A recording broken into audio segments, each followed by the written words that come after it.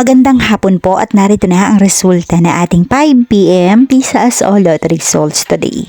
Ngayong araw po ng Thursday, May 28, 2026. At para po sa draw natin ngayon ay ang 3D Lotto at ang 2D Lotto. At para po sa Lotto More updates, pasubscribe na lang din po ako sa aking channel at pahit na din ng notification bell.